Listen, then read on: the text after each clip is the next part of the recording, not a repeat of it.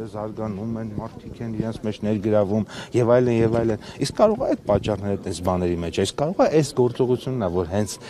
պիտի բերի եկեղեցու մաքրման եւ մեր ժողովրդին բերի եկեղեցի, որովհետեւ կան բաներ, այդպես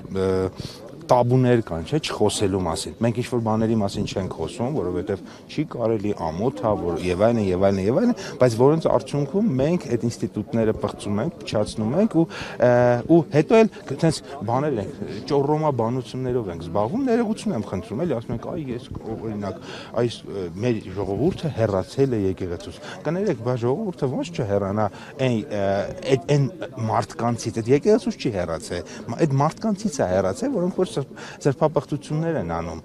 Այսինքն այստեղ խնդիրն է անում, որ եթե եկեղեցուց չի հեռացել, բայց դե եկեղեցում սրբապղծության մարդիկ են, ապա բնականաբար ժողովրդի եւ եկեղեցու կապի մեջ տեսակ ստացվում է անդունդ, ստացվում է ինչ-որ պատնեշ, որը պետք է մեկ հարց